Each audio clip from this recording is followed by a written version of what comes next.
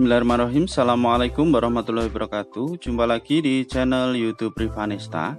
Masih di sudut edukasi, belajar mudah dan menyenangkan. Bagaimana kabar adik-adik sekalian, khususnya siswa-siswi kelas 5?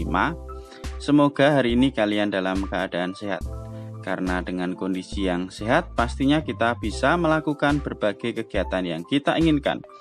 Dan dengan kondisi yang sehat pula, kita bisa belajar bersama untuk membahas soal-soal dari buku penilaian Bu Pena untuk SD atau MI kelas 5 ya. Dan kita masih di jilid 5D ya, tema 8, lingkungan sahabat kita. Pada kesempatan kali ini kita akan membahas ayo berlatih ya di tema 8 subtema 1 ya. Jadi sebenarnya kita sudah bahas untuk latihan soal tema 8 subtema 1 dan juga ayo berlatih di pendamping pembelajaran 2. Tetapi di pendamping pembelajaran 1 belum kita bahas ya. Jadi kita mulai dari pendamping pembelajaran 1, kemudian nanti kita lanjutkan untuk pembelajaran 3, 4, 5 dan seterusnya ya. Jadi yang masih ketinggalan pembahasan sebelumnya bisa dilihat di playlist ya Bu Pena kelas 5. Oke, langsung saja kita lihat ya di pendamping pembelajaran 1 di halaman berapa ini? Halaman 3 ya, muatan bahasa Indonesia. Kita diminta untuk membaca teks tentang manfaat air. Oke, kita baca bersama-sama. Air merupakan salah satu sumber daya alam yang memiliki banyak manfaat bagi makhluk hidup. Semua makhluk hidup di bumi membutuhkan air untuk kelangsungan hidupnya. Bagi manusia, air dapat dimanfaatkan secara langsung maupun secara tidak langsung. Secara langsung, air dimanfaatkan untuk minum, mandi, memasak, mencuci, membersihkan lantai, menyiram tanaman, dan masih banyak lagi. Manfaat air secara tidak langsung dapat kamu jumpai pada PLTA. Aliran air dimanfaatkan untuk menghasilkan listrik pada pembangkit listrik tenaga air atau PLTA. Misalnya, PLTA Jatiluhur. Setiap manusia, hewan, dan tumbuhan juga memanfaatkan air. Bagi hewan, air bermanfaat untuk minum, mendinginkan dan membersihkan tubuh, serta sebagai tempat hidup bagi hewan air. Bagi hewan air. Sementara itu bagi tanaman, air membantu tumbuhan dalam proses fotosintesis. Air memiliki banyak manfaat bagi kelangsungan hidup makhluk hidup. Oleh sebab itu, kita harus senantiasa menjaga kebersihan air. Air yang bersih memiliki ciri-ciri antara lain tidak berwarna atau bening, tidak berbau, tidak berasa, dan tidak mengandung zat berbahaya. Jika kebersihan air terjaga, maka manfaat air dapat dirasakan oleh seluruh makhluk hidup. Itu ya adik-adik. Sumber dari IPA Terpadu kelas 5 dan Next Step IPA kelas 5 terbitan dari Erlangga. Oke, ini baru kita kerjakan soalnya ya. Nomor 1, kerjakan soal-soal berikut. A. Mengapa air sangat dibutuhkan oleh makhluk hidup? Nah, mengapa air sangat dibutuhkan oleh makhluk hidup? Di sini sudah saya tuliskan ya adik-adik untuk yang nomor 1 yang A ya. Oke, jawabannya adalah ya, untuk kelangsungan hidupnya. Jadi air dibutuhkan makhluk hidup adalah untuk kelangsungan hidupnya. Itu ada di bacaan juga ya adik-adik. Kemudian yang B, pembangkit apakah yang membutuhkan air sebagai energinya? Nah, ini jawabannya adalah PLTA atau pembangkit listrik tenaga air. Jadi dia membutuhkan air sebagai sumber energinya ya. Lanjut ke nomor 1 bagian C. Apa manfaat air bagi manusia? Manfaat air bagi manusia. Nah, ini adalah ada banyak sekali ya. Sebenarnya ada manfaat secara langsung dan tidak langsung, tetapi ini saya tuliskan ada manfaat secara langsung ya. Banyak kalau secara tidak langsung tadi dijadikan sebagai pembangkit listrik, kemudian tentunya energi listriknya dimanfaatkan untuk berbagai aktivitas ya. Jadi ini cukup ditulis ini saja ya, adik-adik, tidak apa-apa. Manfaat air bagi manusia itu untuk minum, mandi, memasak, mencuci, menyiram tanaman, membersihkan lantai dan lain-lain. Itu manfaat air bagi manusia.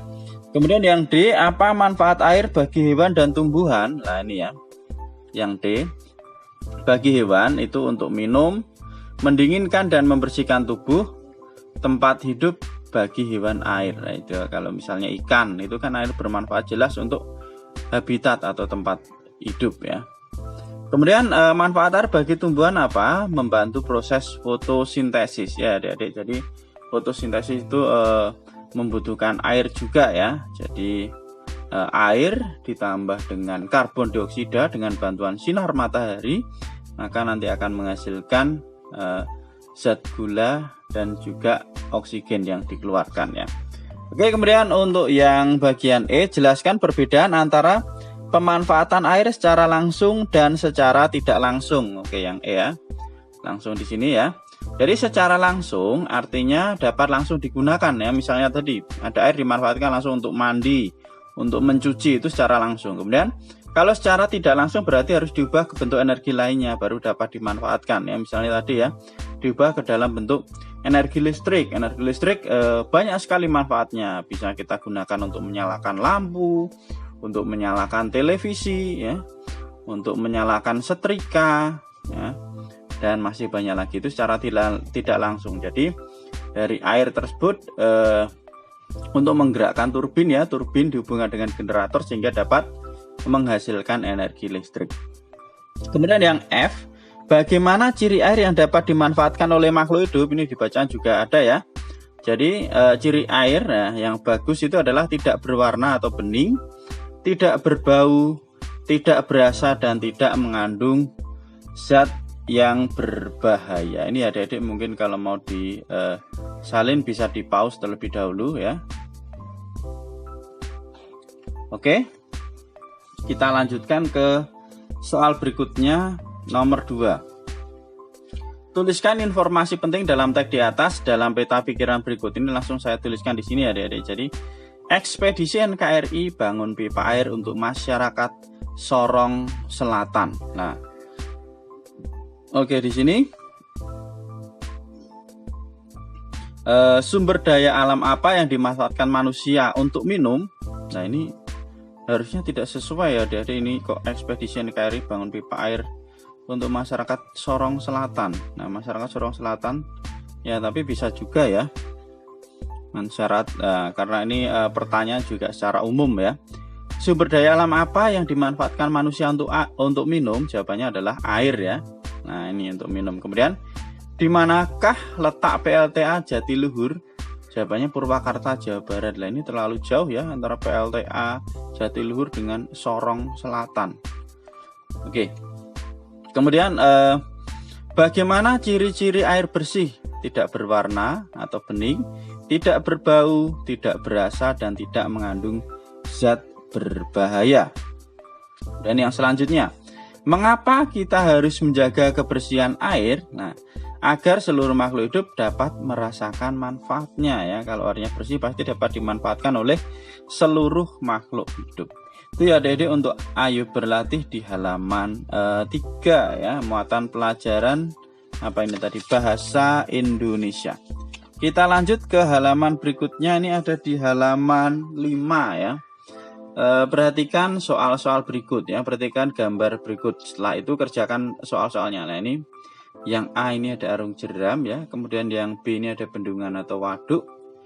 Nah, kemudian yang C ini lagi mencuci ya, peralatan rumah tangga yaitu piring.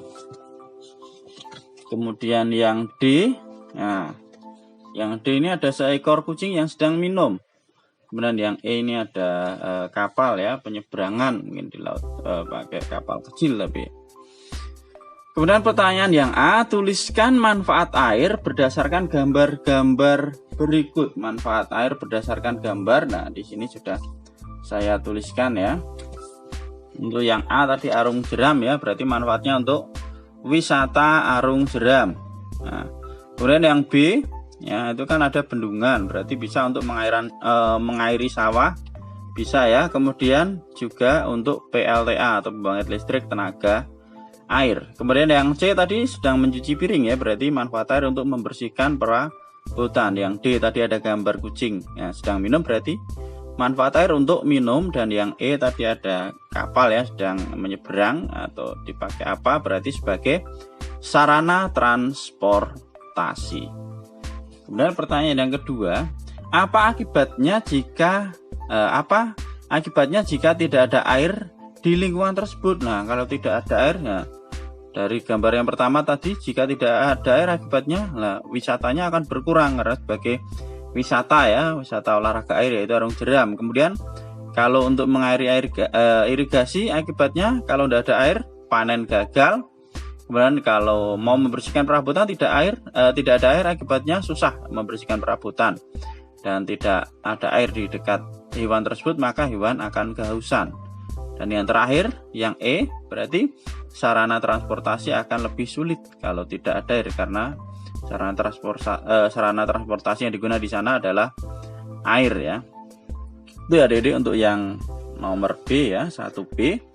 Kemudian kita lanjut ke nomor 2. Tuliskan manfaat air yang ditemukan di tempat-tempat berikut. Nah, ini ditemukannya tempat air ditemukan ya, air yang ada di tanah. Manfaatnya untuk membantu tumbuhan berfotosintesis atau kemudian yang kedua untuk menyuburkan tanaman. Kemudian manfaat air sumur. Nah, ini untuk mandi ya, untuk mencuci ya. Banyak sekali kalau air sumur ya. Mandi, mencuci, seperti manfaat air tadi ya. Kemudian air laut, ini sebagai tempat tinggal hewan laut ya. Demikian juga untuk transportasi laut ya, kapal-kapal itu biasanya kapal laut untuk menyeberang. Nah, itu biasanya digunakan. Kemudian yang terakhir adalah air sungai. Ini juga bisa sebagai sarana transportasi ya. Biasanya sungai-sungai besar itu di Pulau Kalimantan. Nah, itu sebagai jalannya. Kalau di Pulau Jawa itu pakai jalan, tapi kalau di pulau-pulau yang banyak sungainya itu justru menggunakan sungai ya sarananya. Kemudian untuk mengairi sawah atau untuk irigasi itu juga air sungai. Kita lanjut ke soal nomor 3. Buatlah peta pikiran tentang pentingnya air bagi tumbuhan, hewan, dan manusia. Jadi di sini sudah saya buatkan peta pikiran tentang manfaat air atau pentingnya air ya. Bagi manusia ya, manfaat air itu untuk minum, mandi, memasak, membersihkan lantai, mencuci ya, banyak sekali ya Dek ya. Nah, tulis dan lain-lain. Kemudian bagi hewan manfaatnya sama ya, untuk minum, kemudian untuk mendinginkan dan membersihkan tubuh dan tempat hidup hewan air.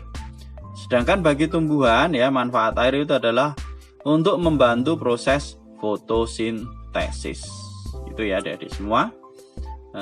Pembahasan pendamping pembelajaran 1 ya sudah kita bahas.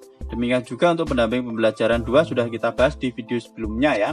Nah, nanti kita akan melanjutkan pembahasan untuk pendamping pembelajaran 3 dan seterusnya. Terima kasih sudah meluangkan waktu untuk belajar bersama. Mohon maaf apabila ada kekurangan. Silahkan pertanyaan ataupun saran bisa dituliskan di kolom komentar untuk kita diskusikan bersama-sama ya.